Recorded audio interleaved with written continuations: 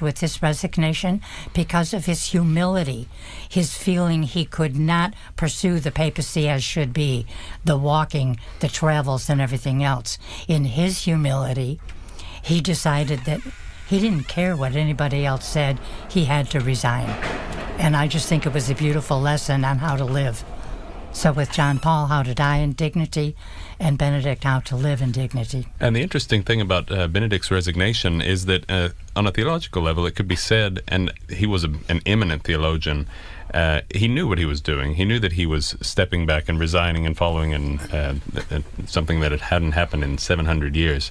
But following the theology of what his action was, it wasn't just that he was weak and that he couldn't do it anymore, that somebody was overpowering him, or whatever the speculation may have been at the time and still continues, is that he was making a point.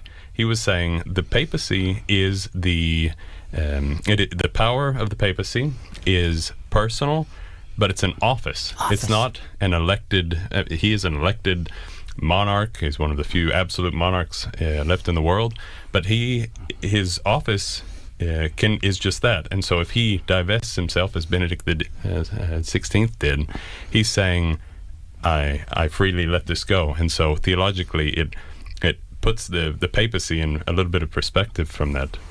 And interestingly, Celestine V was not the first pope to resign, probably. The early history of the popes is not always clear. Anyone who's studied a little bit of history knows that what we know about the past is very conditioned by the sources that we have, and even by the act of telling history over many, many centuries. He wasn't the first to resign, but the earlier popes, if they resigned, had resigned under pressure, if they were taken away into exile, if they were under threat of martyrdom. Again, there's a lot of confusion about what actually happened in those circumstances. So when Celestine became pope, he was pope for a short time, and I think it's fair to say he realized that he was not up to the burdens of the office in a time of great confusion for the papacy, with lots of influences going around. He actually had to commission a theological study and asked theologians of his day, is it possible for the Pope to resign? Because it was always perceived as a lifetime appointment. A bishop is considered symbolically, at least, to be married to his diocese, and certainly with the more important sees, like the Diocese of Rome, the bishop is given the bishop's ring, which signifies his espousal to the diocese. So there is a real question. Just as you cannot divorce your partner while they're still alive, can a pope symbolically divorce his church? And of course, they decided that clearly. Celestine was told, yes, it is possible for the Pope to renounce or resign the papacy, and did so.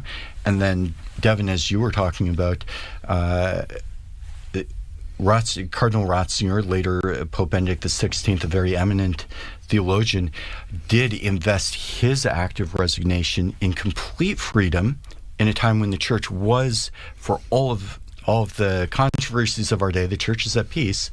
But you're listening in to some of the coverage there from Vatican Media. We're going to be checking in with them all throughout the morning, but we also do want to get your take on all of this. So if you want to vote in our poll here, you can scan that QR code on the top right-hand side of your screen, or you can also simply go to livenowfox.com/connect. The question here: do you think we will see white smoke today? Right now, 100% of you saying yes, but all you got to do is scan that QR code right there on the top right-hand side of your screen, and you can cast your vote. We're going to keep this live image here of the chimney up for you on the Sistine Chapel as we wait to see if we will see any white smoke coming in. If white smoke does appear anytime soon, that does mean that a new pope has been elected. But if during that second vote a pope is not elected, there will be no smoke at all, and they will move right into the third vote. After that third vote, we will see smoke, but it's questionable as to whether it will be black or white, depending again on if a new pope has been chosen. Going to head to our final commercial break of the hour here at 4:55 on the East Coast and 1:55 on the West Coast. You're watching Live Now from Fox. We will be right back.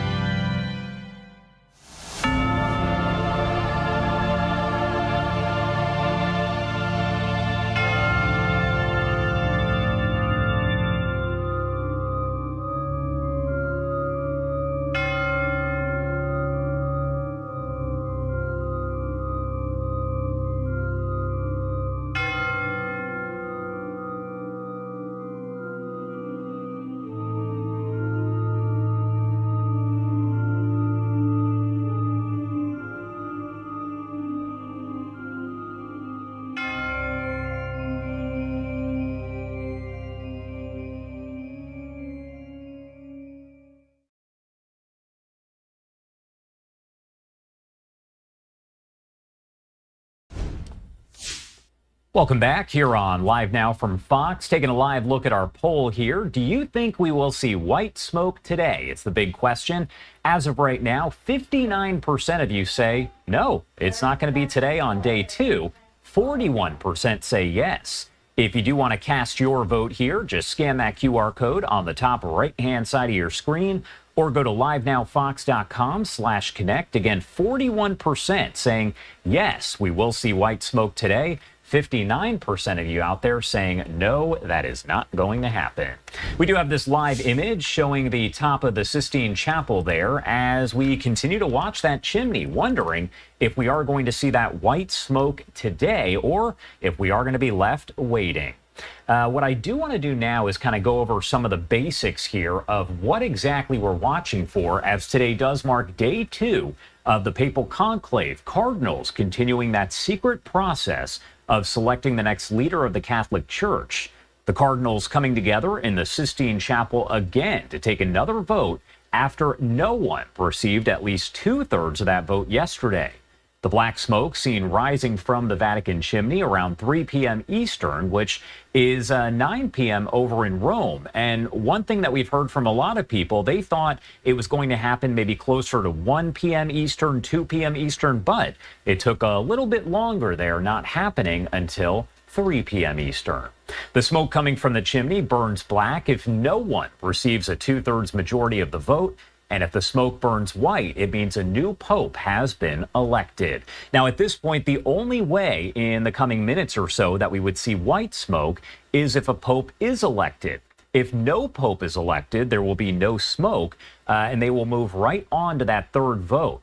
Predictions are that the next smoke, if it is black smoke, would be around 6 a.m. Eastern. That is about an hour from now. We are going to keep an eye on all of that here and let you know as we do get all of the latest developments. In the meantime, I do want to talk much more about all of this, the background, everything you need to know as you're watching all of this play out. Let's bring in Annie Selleck, the director of the Women's Center at Georgetown University. Thank you so much for taking the time to join us and help answer some questions about this whole process here. It's great to be with you this morning. All right, so first off, we've been taking viewer questions all throughout the morning, and an interesting one that we got quite a bit. I'm hoping you can provide some context and information here. How does the new pope choose their name? So the new pope gets to choose his own name. And when in the Sistine Chapel, which is behind me, when they say, do you accept the role of pope? And he says yes. And they say, and what name do you want to go by? And that's his first answer. So you know all the cardinals kind of have this brewing in their mind right now. The first time we'll learn it is when he appears on the balcony of St. Peter's, the balcony of blessings, the loggia of blessings, and is announced in Latin. So the clues that we get, this is the first thing that will tell us about his papacy. So does he choose someone? If he chooses John Paul III, that'll give us a clue that he'll be similar to John Paul II. If he chooses Francis II, that will let us know it's a reformer. Francis was the first pope to choose his own name in so many years. So that really was our first hint about Francis. Is it difficult at this point to really name a front runner? Because we've heard so many different names thrown out. There's one American who's kind of on the list there, but is it difficult to predict who is going to get this position? Because my understanding is that Pope Francis really wasn't on the short list back in 2013.